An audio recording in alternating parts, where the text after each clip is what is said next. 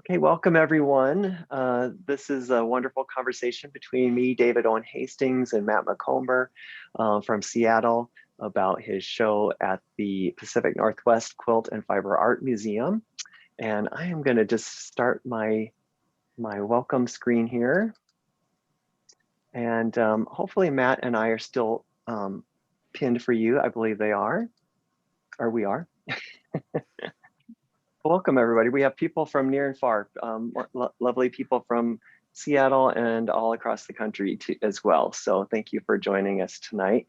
Matt, as I mentioned, Matt is a wonderful quilter from the Seattle area and has a current show that is up until July 4th at the Pacific Northwest Quilt and Fiber Art Museum in LaConner, Washington.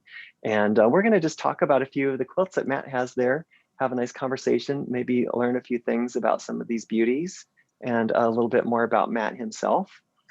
First, I'm going to start out. I do like to acknowledge that I am very privileged to live and work on the ancestral homeland of the Jamestown S'Klallam tribe. S'Klallam is a Salish term. It means the strong people, and that definitely describes the Jamestown tribe. They are a very self-reliant and vibrant part of our community in our area, and I encourage you to check out jamestowntribe.org if you'd like to learn a bit more. And let's dive in. I'll introduce myself. I think most of you know me, but I'm David Owen Hastings.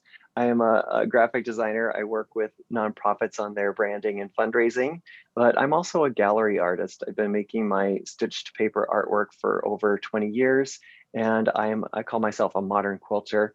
I've been stitching and knitting since I was a child, but really quilting has kind of taken over my life in the last 6 years or so. And it's really fun. And our guest tonight is Matt Macomber. He's also a modern quilter and somewhat of a quilt historian. And we're going to learn a lot, I think, tonight about quilts and fabric and patterns. And so let's dive in. Welcome, Matt. Thank you. And thank you for putting this together, David. Oh, you're so welcome. Oh, and that's a perfect segue because I did this partly because I wanted more people to know about you and your show.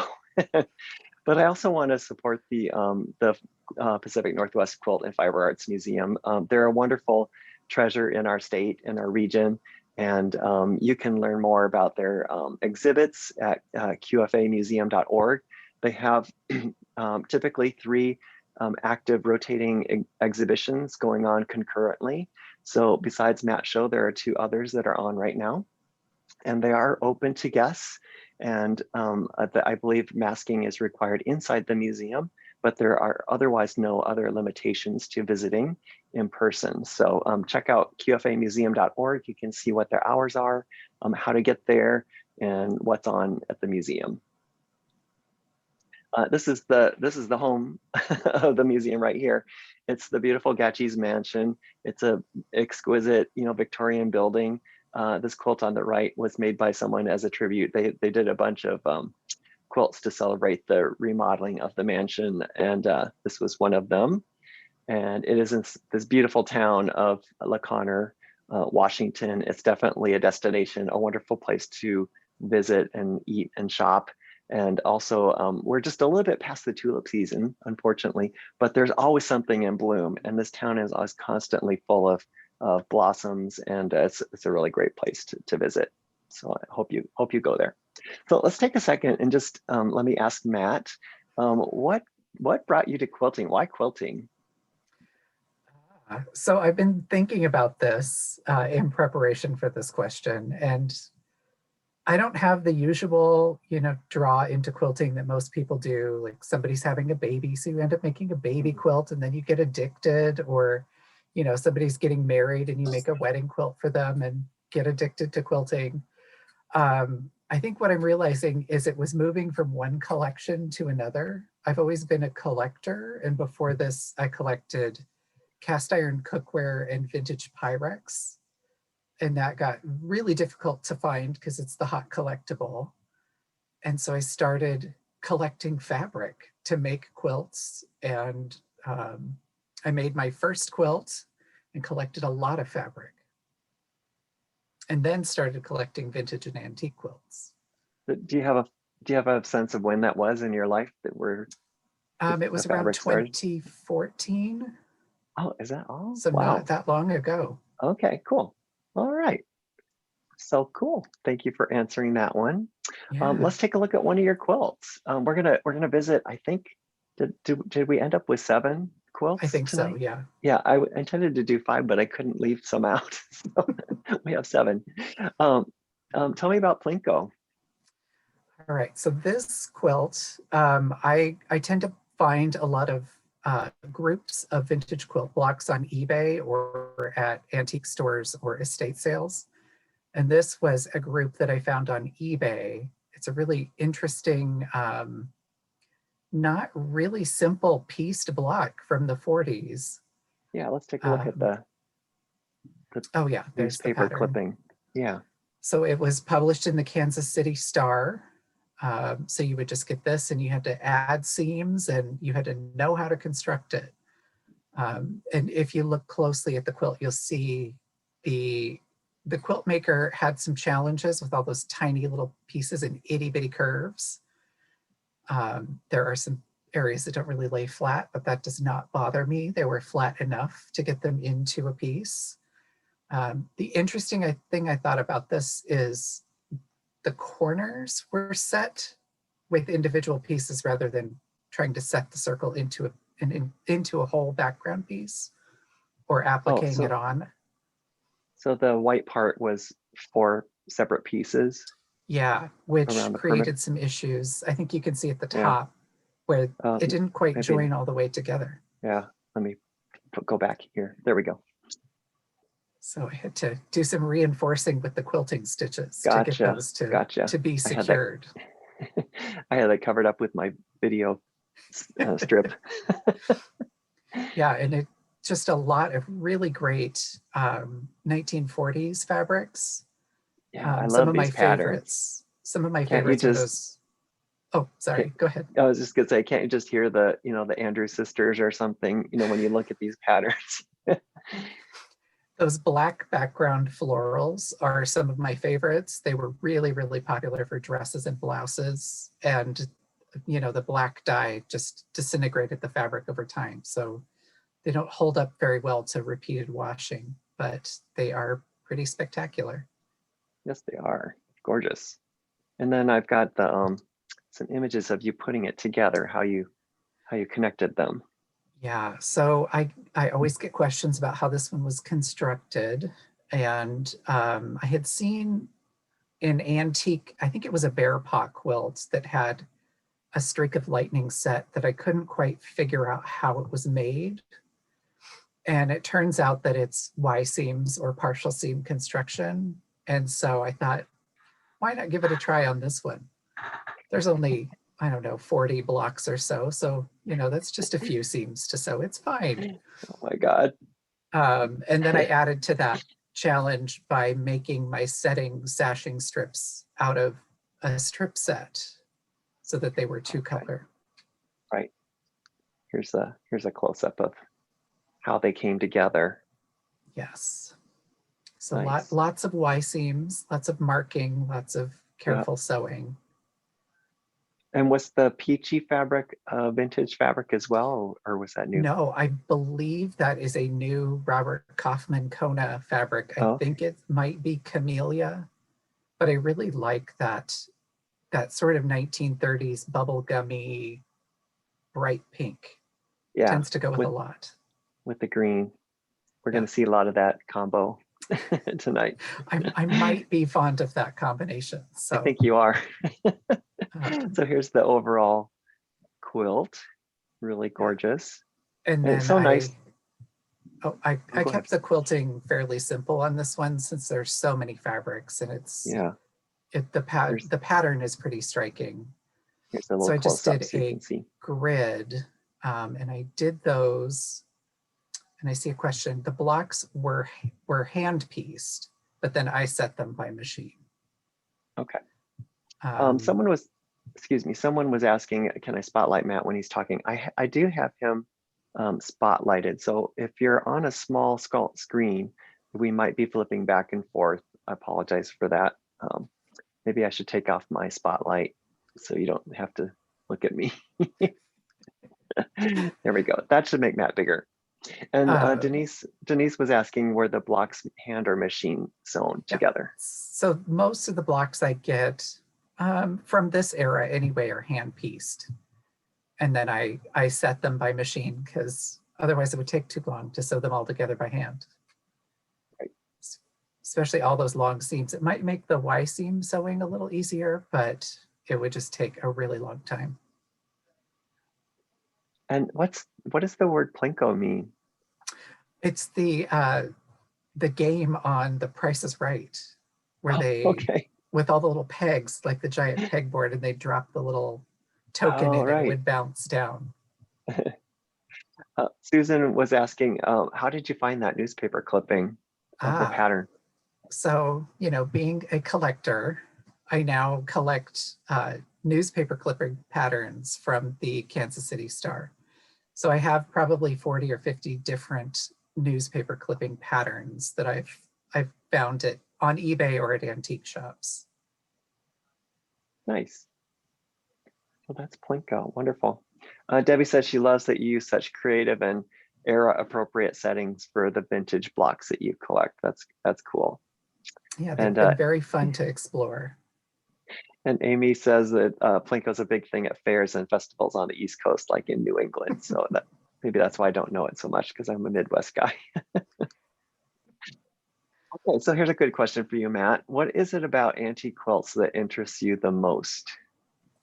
I think it's a couple things. First and foremost, it's the fabric, because there was just such a wide array of fabric available starting in the 1880s. And then after that, it is the patterns they used, the variability in the patterns and the way they constructed them. Like in that newspaper pattern, you only got the shapes. So there wasn't, you know, direction of you have to make this many blocks, you've got to set it in this fashion with these fabrics. Some of those clippings do give you, you know, a suggestion of color, but that's pretty much all you get. So you get a lot of variation in antique quilts, and that is fascinating, endlessly fascinating. Yeah, cool. Awesome, thank you. Here's the pickled rose quilt that you put together. Tell us about this one. This is the finish. And then let me show you the beginning where this came from. Let's start here. Oh, yes. So I don't know why I thought this was a great purchase, other than, you know, I didn't want to have to piece all of those tiny spike arcs. This was another group of blocks I found on eBay. I think there were 70 of them. Oh my goodness. Missing that inset, either a square. I've seen that either be a square or a 4-patch. And I just thought they were great. And I thought, yeah, that's a great shortcut to a pickle dish quilt. I don't have to piece all those little bits. Yeah. And were these hand pieced? Those were also hand pieced, some with a really, really thick green thread. Interesting. It's always fascinating too, the thread people used for their hand piecing. Do you think that this fabric was green at one point, or? I don't believe so on that. Yeah. It's late enough to be a synthetic dye. This is probably from the 1930s or 40s. Okay. And Diane said it was interesting about the pattern. She's often thought about how, you know, how did people know what to do? And maybe it's just because more people quilted that they just knew, because it was part of the culture. It was such a popular pastime. And I think just more sewing technique knowledge in general. Sure, right, more necessity. It's like with this one, I didn't get any of the setting pieces, and I had to try to figure that out, which was a great puzzle. Yes. Okay. So here's how you did that. Here's a I guess you call it a block. Yep, that would be one of the blocks, and it is not perfectly flat, as you can see. There's a little bit of excess fabric in that concave square setting. Mm. And then you'll notice the 4-patch, or the little 2 squares, aren't quite Yeah, square, which right. was They're, created by an error in my drafting of that concave square. So when I sewed everything together, it really distorted. And these were kind of cup shaped, and I had to steam them flat and starch oh my them to goodness, get them to stay. So that's this a one was challenge. Look at quite the adventure. that little point in there where it meets the corners. That's crazy. And tell us about this fabric in the middle, the rose fabric. Oh, that is a great one. So that is one of the Anna Maria Horner fabrics from her floral retrospective line. So the original print of that came out before I started quilting, so I missed out on it in its original colorways. So when it came out again, I made sure to get a bolt of this one. So I had plenty to play with. Awesome. We had a wallpaper in our home as a kid growing up in the 60s and 70s that was something like this. It seems very familiar to me, like And everything old. it's basically a stripe too. So that kind of helps add to directionality in how the fabric is placed with that one. So it's in the roses were arranged in strips or Mm-hmm. across it. Okay. Yeah. Cool. So here's a little bit more with the construction.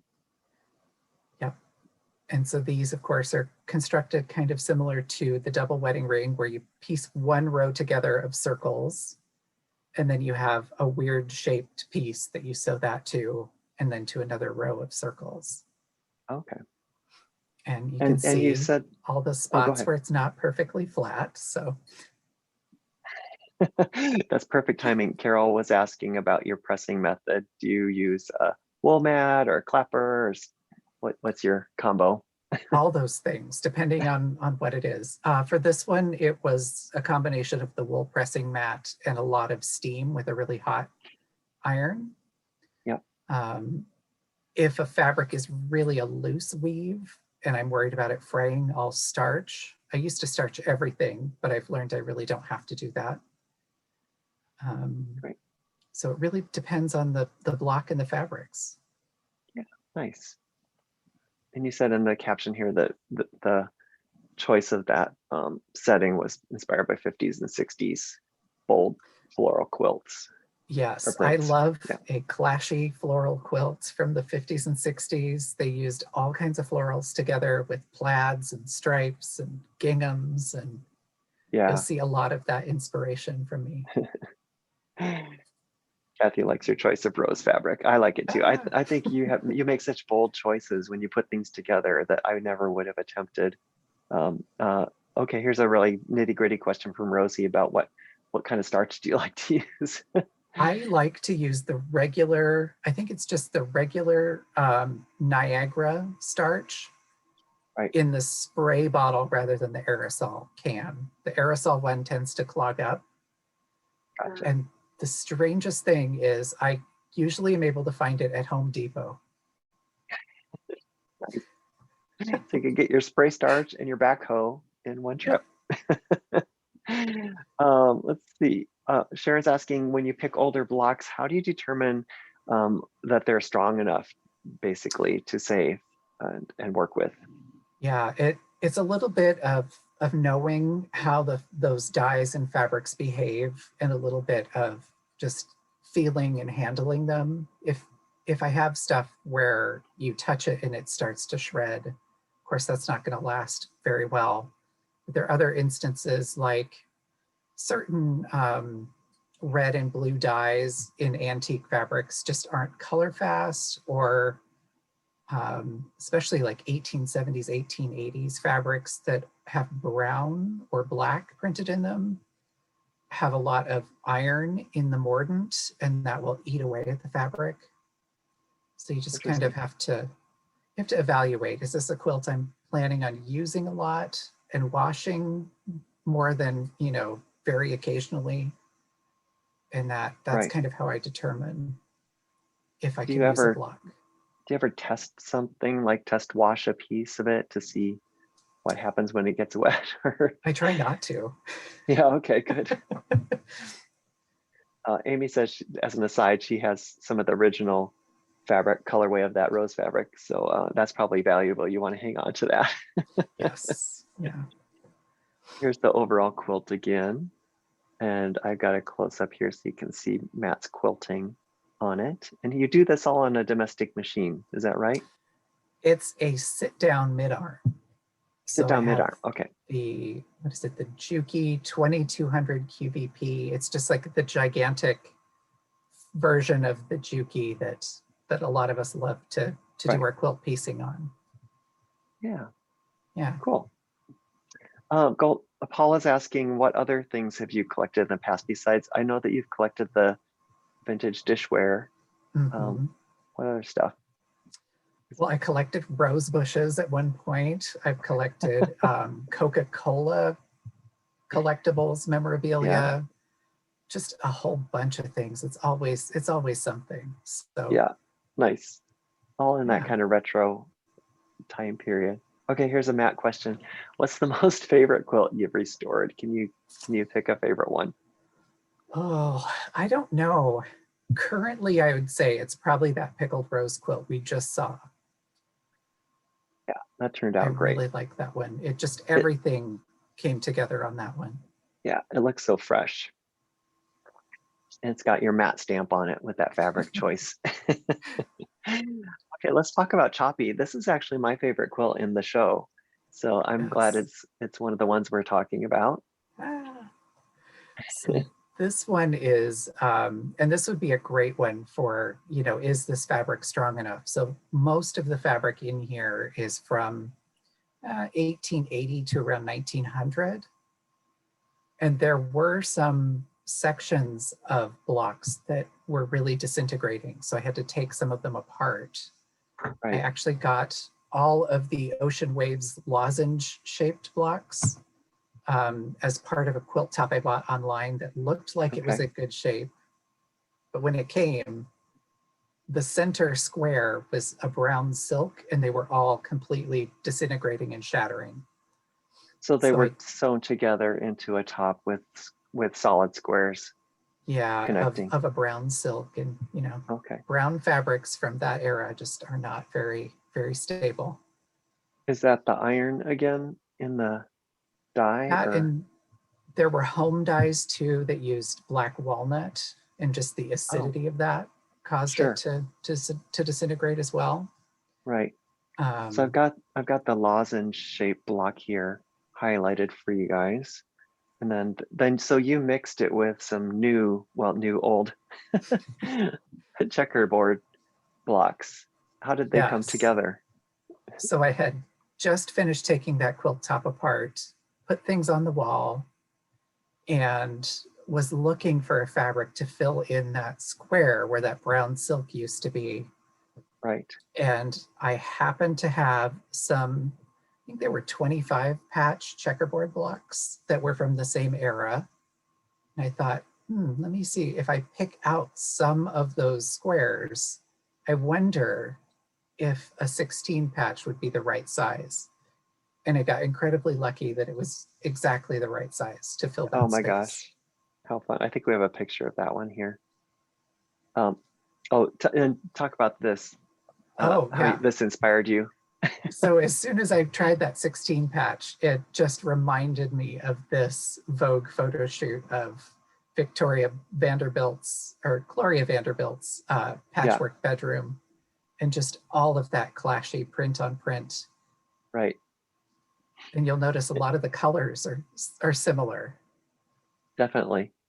And isn't it funny that now there's like this little trend of quilted garments, and here's Gloria, in the 1970, rocking her crazy quilt bathrobe gown. Yeah. It's pretty awesome. So here's how you set it, and I think I have a pic. Yeah, here's one of the 16, or is that what it is? Yep. Well, I think that's the original 25 patch block. So you cut these down. It's larger than that, isn't it? Yeah, I picked out some of the seams to get a 16 patch that was the right size. Gotcha. And some of the fabrics are actually flannel, which I found interesting. Yeah, that looks like flannel in there. Mhm. Folks are commenting about how things look different in person versus, oops, I wanted to go back a little bit. Sorry, I wanted to go here. Things look different in person as opposed to when you take a photograph of them. And Yes. yeah, it can be really, you know, so much more vivid in person. And when you see the Yeah. scale, the human And scale. and the lighting in my apartment is terrible. So, my in Yeah, progress photos do not have great fancy shiny lighting. So, yeah. So speaking of the dyeing, Leslie is asking about uh, that she's saying that natural dyers today, they're showing black walnut and iron dyes. What's the longevity of that type of thing versus other natural dye? Do you have, are some of them more uh, fugitive or? well, the fugitive dyes tended to be the synthetic ones. It's 80 to 100 years probably on those black walnut and Right, iron type dyes. It takes a long time and a lot of different conditions to get those to break down. So if you're right. not making an heirloom quilt you're planning to have around for 80 to 100 years, go for it and try out those dyes. They make some great color. Yeah, they do. Here's a little close up to show the quilting, just a straight grid. Oh no, it's not just straight. You've got sort of the clouds in parts of it. Yep. And in yeah, really nice. in the lozenges, I've got my kind of Baptist fan swirls and my nested swirls with just a grid in the 16 patch. Got And it. then the outer border is just some angled straight lines. I've seen that a lot I like that. as a simple finish in a lot of Yeah. quilts. And then with a little quarter of an inch or whatever that is around, makes it Mhm. a nice tidy frame. Yeah, you got to give it some Um, breathing room yeah, between the Carol was asking. patterns. Carol was asking about fugitive dyes, and those are dyes that will the color's not stable over time, basically, and often sunlight is the main culprit, I think, Yeah, with a lot of dye stuffs. the most notorious is Yeah, the one step green that came about around 1875-ish, and it okay, just fades to just a brown tan color. And then there was a really popular red that does the same, and it fades to kind of a salmony band-aid color. nice. Well, you'll have to point it out if we have some of that represented here. Yeah. Okay, I'm throwing these at Matt. He doesn't have these questions in advance. What's the craziest story of a quilt you acquired? Is there some goofy uh, Oh my way you gosh. got a quilt into your collection? There is a really odd one. It was, I think when I was president of the guild, somebody emailed asking if there was anywhere that they could give a quilt away that was a family quilt. And I thought, why would you do that? Um, and so I said I would take it. And they brought it to me, and it was a silk rail fence from 1902 that had been pieced by their great grandmother. Oh my And they just goodness. didn't want it around anymore. Yeah, And it was backed with a green, it was green, blue, and red plaid that was somebody's wedding dress from the 1860s. goodness. So Styles have changed. yeah, but plaids are always in style for me, Exactly. especially in quilts. All right, let's talk about Rosie. Oh, I love this one. So this, again, trying to find a shortcut for some of these longer term projects Yeah, of, yeah, let me I let me love show you. floral applique quilts, but I really didn't want to spend the time doing a bunch of applique of blocks. So I found these on eBay. There were 8 of them. These ones are circa 1930. They're hand appliqued, and then they're all embroidered with a blanket stitch around the outside edge by Right, hand. it adds a lot of texture. I like it. Yeah, and a lot of work went into it. So when I got these, I thought, well, what in the world am I going to do with this as a setting because it just is an odd long rectangle. And after playing around with it for a little bit, I noticed that I could use 5 full blocks and then cut 3 of them to get a, on point setting with partial blocks along the edges. That was And just then, brilliant. I don't know how you thought to do that. well, it's a lot of inspiration from some quilt history Facebook groups I've been following for a while. I think it had a lot of influence from Southern regional patterns. Okay. And that's where you get partial blocks along the edges, maybe 1 edge, maybe 2 edges. This triple sashing with 9-patch cornerstones is another hallmark of quilts made in the South. Just really bold stylistic choices. And so I think that's why I was drawn to those. Nice. Do you recall what the size of this quilt is, the finished size? I think it's 82 by 82, maybe. Okay, that's It's pretty big. Yeah. So I tend to not make quilts smaller than about 60 inches. I don't know why, but that's where I kind of end up, somewhere in the 60 to 90 inch range. right. And then this fabric on the border, I just thought was a perfect choice. Mm-hmm. Color-wise, design. And it has a little flower printed on those diamonds too. So a little pink flower. And here we are so again perfect. with that pink and green combo. Right. That fabric I used for the border is, I think it's a cotton and steel print from, I don't know, 2015, 2016. So it's new fabric. Right. But I had recently been looking at some pieced and applique quilts that had wide chintz borders. And I thought, oh, that kind of looks like that, with just this odd clashy border that doesn't seem like it really fits, but somehow works. Awesome. Sharon was asking if I could zoom in on the border print, but I don't think I can. Sorry, but it is the bomb, according to Diane. It kind of looks like a backgammon board. Yeah. Yeah. And Amy was also saying how it's amazing how so many of the fabrics hold up so well from so long ago, and yet some don't. And she was taking apart a quilt from the 80s because the fabrics used in it were disintegrating. Yeah. Cotton polyester is not great for lasting. Yeah. Surprisingly. Yes. You'd think polyester would be indestructible, but that blend is not great. Do you mind repeating what that fabric was on the border? Someone didn't catch that. It's one of the cotton and steel. It might be a Melody Miller print, but I think it was from 2015. Yeah, I do have a little bit. Of it. I have a little bit bigger picture here. Sorry, I forgot I had that hiding back there, so you could see it. Melody Miller Playful, according to Susan. Yeah. From Cotton and Steel. And of course, a nice mitered border.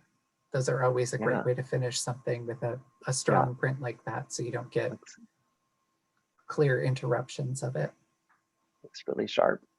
Yeah, this is just such a happy quilt, and how great that you saw those blocks and then figured out how to slice and reconstruct them into a completed top. That's beautiful. Yeah. How about this? How about a story about a quilt that just could not be saved? Was there one that was just, you wanted to help it so badly, but it was beyond saving? Well, there are a couple. One I got really early on when I started collecting antique quilts, and it was an album or chimney sweep quilt from around 1900. And a lot of the fabrics had just completely disintegrated. And I thought, oh, I'll applique new fabrics on, and I just never did. And then a second one was a suspension bridge, kind of looks like a New York Beauty. It was probably from the 70s, and it had all kinds of crazy fabrics in it, including, repurposed sheets and things. And it just was so there's so much bias and so many pieces in it that it just did not lay flat. And somebody had finished it as a tied quilt. I thought I could take it apart and repair it, and it was beyond fixing. There was a reason it was tied with a high loft poly batting. That's how I made my first quilt. All right, let's talk about this one. I thought this one was so striking in the show. It's got this very subtle color palette, but then you notice how the points are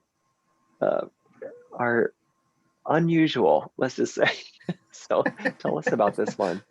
Yeah, and I have some close-up pictures too. I guess I didn't think this one was that interesting when I was making it, because I didn't take very many progress photos of this.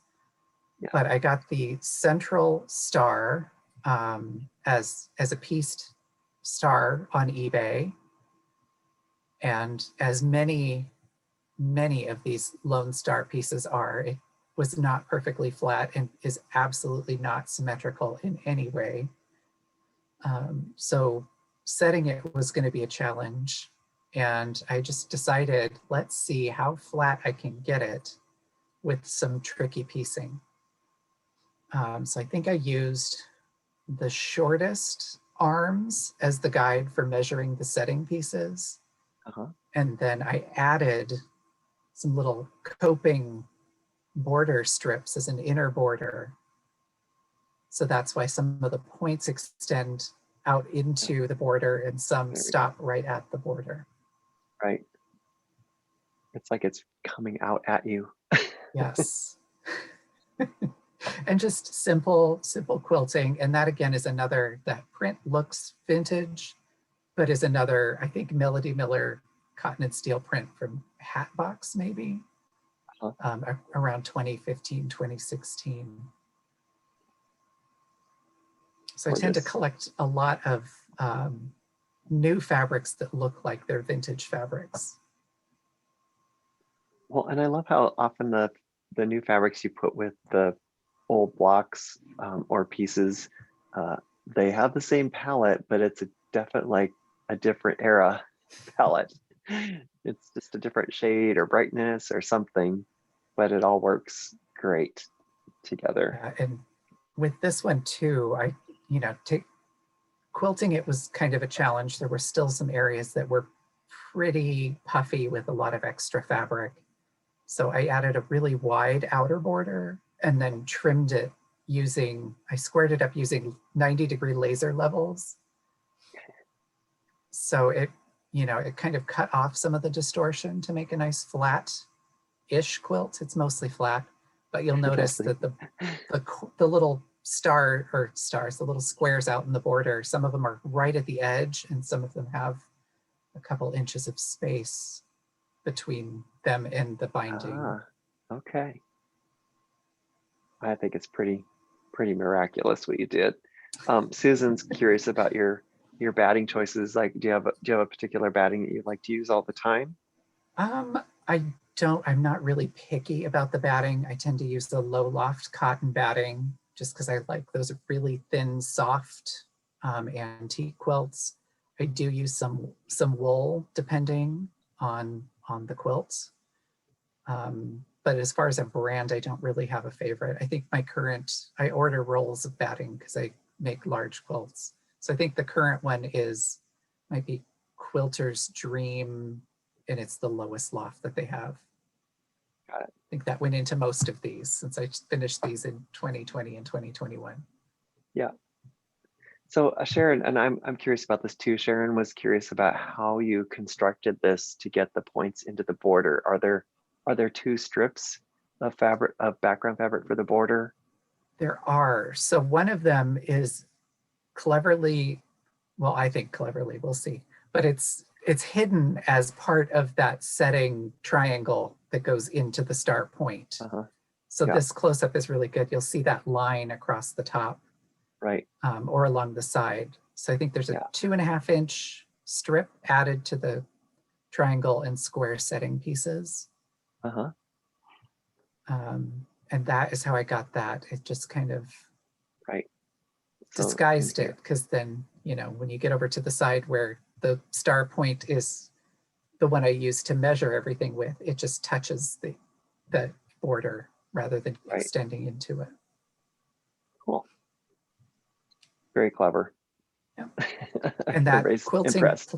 quilting pattern was very forgiving and helped to flatten out some of the excess in the star. Oh, that's good. Yeah, the diagonals. So talk about a favorite fabric designer, old and new. Well, I think it would be Anna Maria Horner, since you see a lot of her fabrics in there. And old, I would have to say, I still can't remember what the mill is that printed it, but whatever mill printed the double pink fabric for 100 years would probably be my favorite old fabric designer. I use that fabric a lot. Nice. Do you ever find like lengths of fabric in vintage shops and stuff? I do. Cool. And sometimes I leave them, but most of the time I buy them. I do have yardage of pre-1900 fabric that, you know, I'm just waiting for the right projects to throw that into. To marry it to. Cool.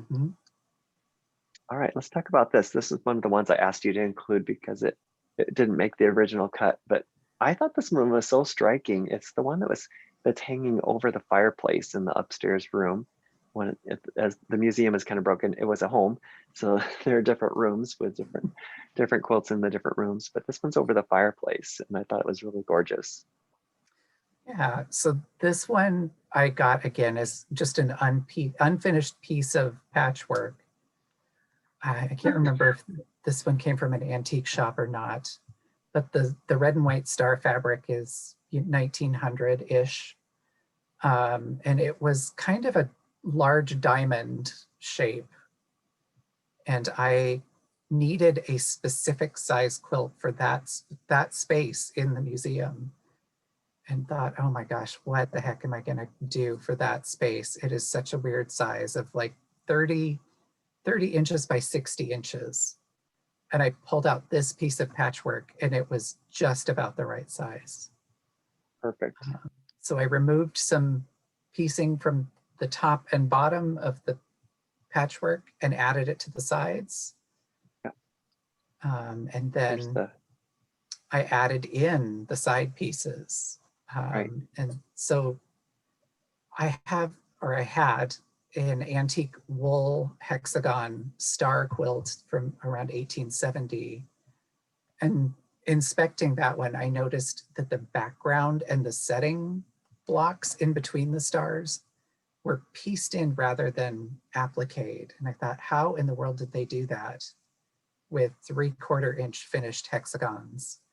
Must have been quite the trick. And so that inspired me to try to set this chunk of patchwork into background fabric rather than trying to applique it down. Nice. Yeah, so I just used the patchwork as a template and traced around it and added a seam allowance. It's so beautiful. It's fun. I love red and white quilts. That was one of the first things that I collected. They're so striking. And warm and feel very Americana. Yeah. All right, here's another question for Matt. Do you have a bucket list of quilts you'd like to make? Are there patterns that you're dying to try? There are a ton. I am always looking online for different variations of antique quilt patterns. So I have a whole album of mostly complicated quilt patterns that I don't quite know how to make yet. There is one that is kind of a circular feathered star that is set with smaller feathered stars in the 8 setting pieces. So we'll see if I ever get around to that one. That would be a lot of piecing. That sounds like a lot of details. Yeah. Harriet was saying she doesn't usually like red. I'm with you, Harriet. We're both blue people, but she also loves that hexagon star quilt. And then this one's fun. This is kind of our transition quilt because it's not old. So tell us about this one. So this, it's an improvisational pineapple quilts in red and white, because at the time I was collecting and making 2-color quilts because I was afraid of print at that period of time. Look at you now. I know, right? And I think a year before, I had taken a workshop with Sherry Lynn Wood about her improvisational piecing and the improv handbook for modern quilters.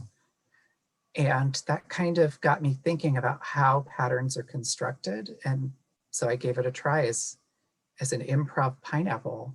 And, you know, it went together easier than I thought it would, and was a lot of fun to make.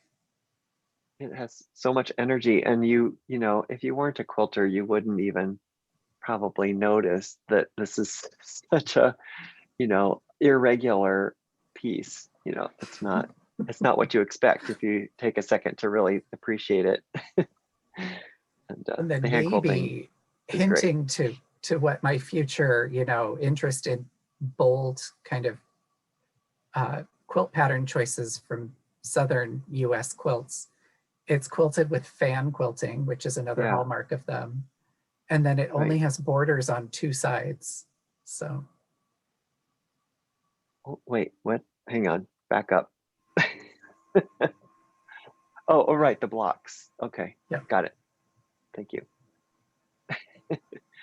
I think that the hand quilting really adds so much, makes it feel, it gives it that extra bit of confusion, like where is this, when is this from?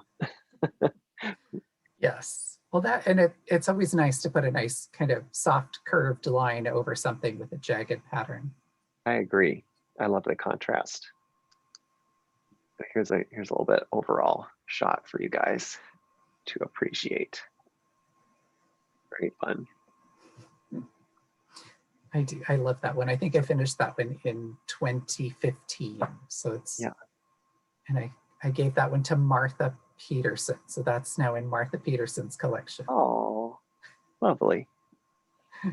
So you have how many quilts in this show? Is it 27? There are 27. Yep. I think there are 13 that I made or 14 that I made. And then the others are antique and vintage pieces that I've collected. Right. In kind of this odd, crazy style that I'm very drawn to. Nice. Nice. Well, thank you. And we're not quite done yet, so don't leave yet, everyone. But just wanted to say that this show does stay up until the 4th of July. And so you can go up and see the quilts in person. There are many more than we had time to look at tonight. If you're not already following Matt on Instagram, I really recommend it. He has a really interesting eclectic mix of things that he likes to work on. His handle is oddities. And here's still a little snapshot I took of his feed the other day, a mix of old and new, just like you would expect. There's some of that, more of that pink and green palette that we saw tonight. And the rosy quilts was really, really beautiful too. I just love that one. Yeah, it's beautifully displayed. So I will be posting this recording. Probably it'll be available by tomorrow morning for you to share with your friends. It'll be on my website, but you can also visit it directly through YouTube. And I do ask that you support the museum. We didn't collect any kind of a fee for tonight. If you're moved, if you like the exhibits that you see at the Pacific Northwest Quilt and Fiber Art Museum, please consider giving them a donation. I'm going to share a link to their PayPal. Makes it super easy in a second here. You can also go on your own, but let me just say a quick domo arigato gozaimasu to everyone for being here tonight. And we will have some time. I'm going to go ahead and add my spotlight and stop my share. We'll have some time to just unmute and chat if you'd like to ask Matt some informal questions, and we'll just hang out for as long as you would like to do that. And in the meantime, I'm gonna paste some links into the chat for you. If you would like to look at those links later, you can download and save the chat if you're on a desktop or a laptop computer. And to do that, you just click on the little symbol at the very lower right corner of the chat window, the 3 little dots. You can click on that it will prompt you to save the chat file as a text file to your computer, and it gives you an opportunity to show you where that is. And otherwise, you could just visit my website, davidowenhastings.com later, and get the recording from there. So so anybody have questions for Matt that you want to just unmute and ask verbally, you're welcome to do that.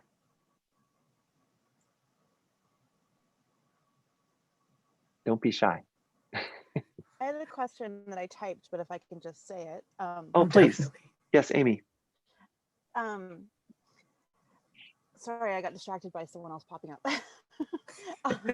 I'm wondering if you have so much knowledge of like when fabrics are from by looking at them. And then I'm wondering if you have any suggestions of resources for people who are wanting to learn, because that's something that I'm really fascinated by. And I've joined a few like Facebook groups and like looked for books and stuff, but they really tend to be like pre-20th century. Mm-hmm. And I'm like, no, I want to know if that's like 20s or 50s. Like that's what I want to be able to break down better. And I'm wondering if you have any suggestions for that. Yeah, I don't have a lot of great suggestions for that sort of era of fabrics.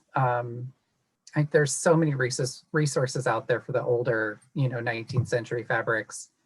There is, oh shoot, what is it? It's a small kind of spiral bound book about dating fabrics. And there's one that's pre-1930 and one that's after 1930. So that might be a good one to look at.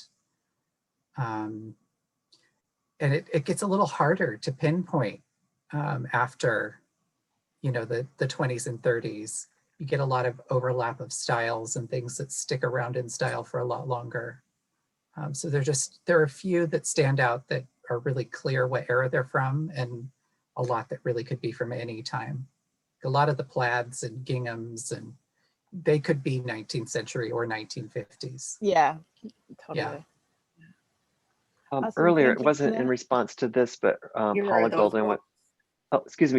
Paula was recommending the American Quilt Study Group Yes. as maybe a resource. Yep, for I am a member historical. of them, Yeah. and they've been doing some really fun online study centers, I think is what they're calling them, and that's been great to do. But they have a lot of really knowledgeable people and great connections. Nice. Cool. Yeah. I'm sorry, I Thank you. interrupted someone. Is there a question? I think the Another two question? books you were talking about were from Eileen Janke Tristane. Yes. So those two spiral. Happen to have them right here Yeah. in Nice. my library.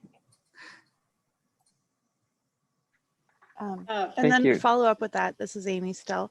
I wondered if you had any idea about when we switched over from 36 to 45, because I've asked this question of so many people, including a whole bunch in New England around like where fabric was produced so much, like the New England Quilt Museum, and no one seems to have a definite answer. But I know within my own stash of vintage fabrics, like it's a very definite change. Yeah. So that was I was curious. And I think it's to a range of date, because if you think about it, that manufacturing machinery is very expensive. So you're not going to change it over just because it's, a new thing coming your way. So there's quite a range of probably 20, 30 years before it all became standard width. Cool, thank you. Nice. Yeah. Anyone else have a question for Matt? Matt, it's Susan Gray. Hi, Susan. Hi. I had a question about, do you find older quilts that have labels on them? And if so, what do you do with those? Do you add yours? I mean, do you label yours and do you add yourself to the label, or how does that ever, do you ever see that? I don't. So I have still not found any quilts that have labels. I've had one that had an inked signature on it.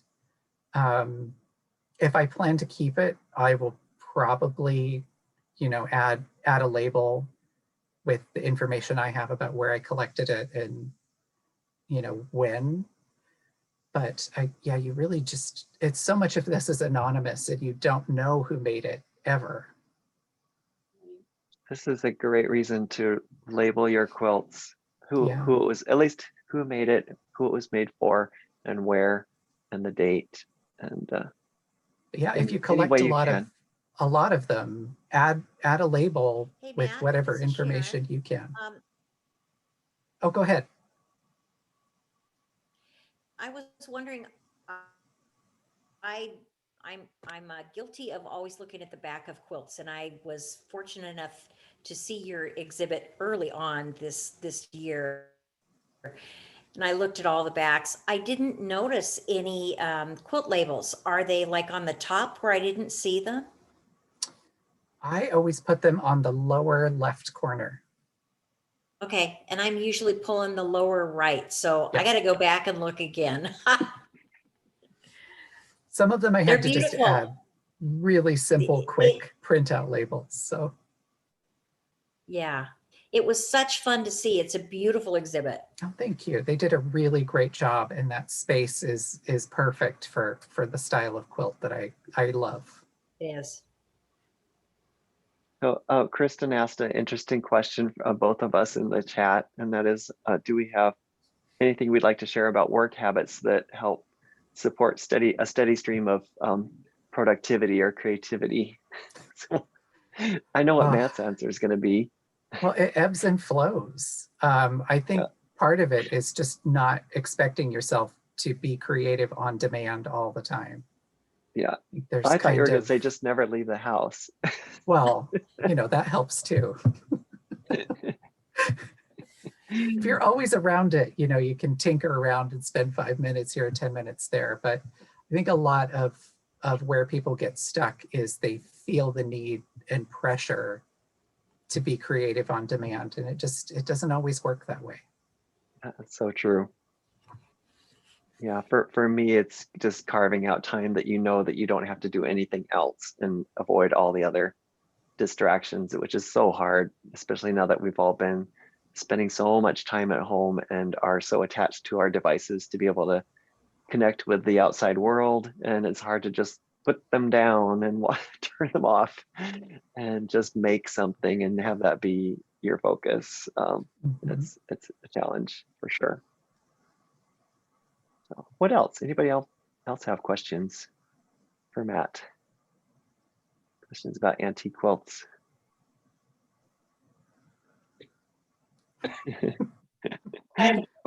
Martha's put a funny response in the chat. Go ahead.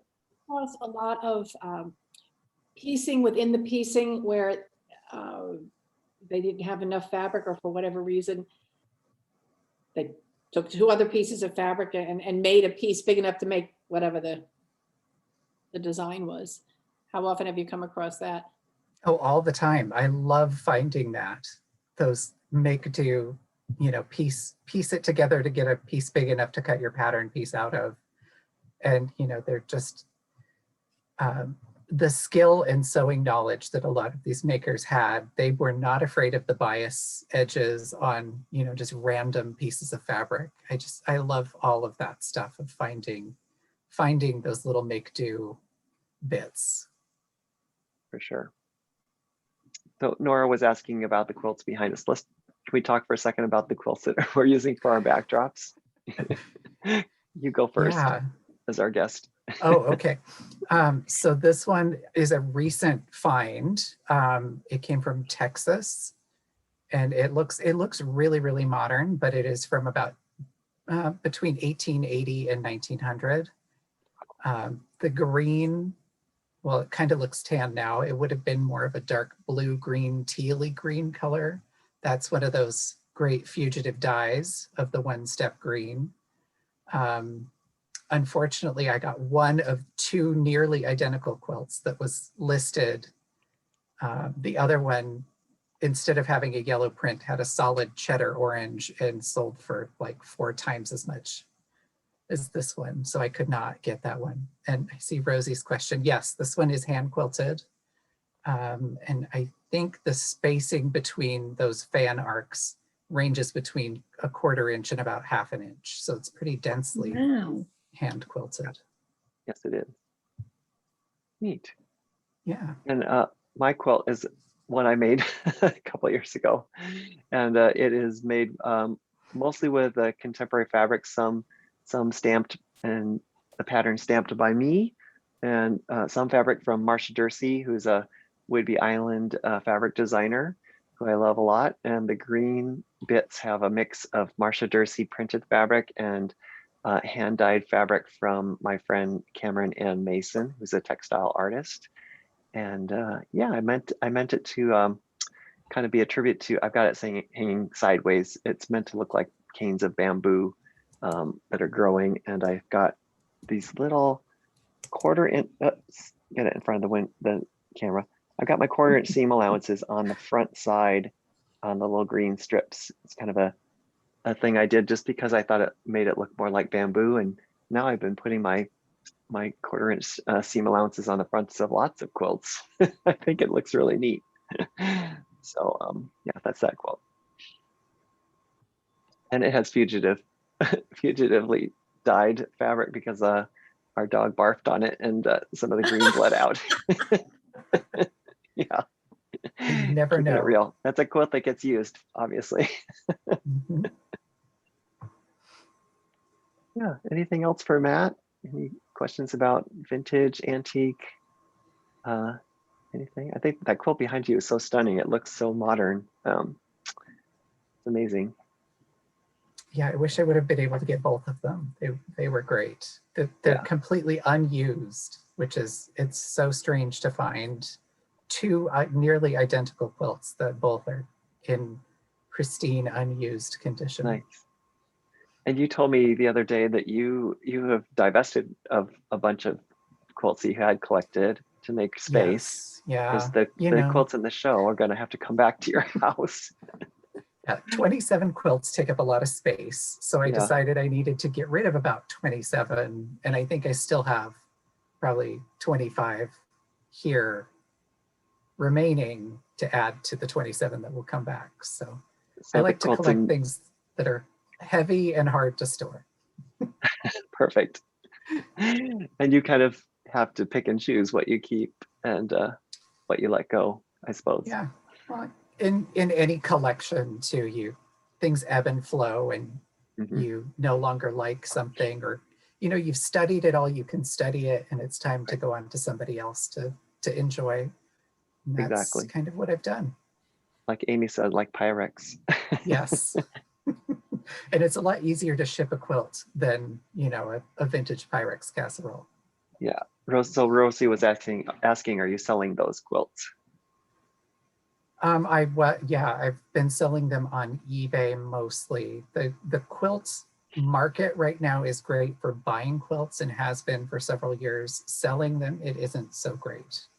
There's always the joke that the quilt market is very soft. That's awesome. That's cute. Well, thank you, everyone. I'm going to put I'm just going to put the link to the donate in there in the chat one more time if you'd like to click on that before we say goodnight. But Matt, thank you so much for talking with me tonight and talking about your quilts. Bravo. And, And thank you for please, putting this together. I saw that we have at least 3 Canadians here, so they probably won't be making it to the museum, but this is a good way for people near and far to be able to see a little bit of the exhibit that's going on there. And I'm hoping that maybe the museum will let us do more of these, more visits with the makers and the historians, so that it brings it closer to all of you. So thank you for joining us tonight. And with that, I'll say keep sewing, and we'll see you hopefully very soon in real life. Thank you. Thanks for coming.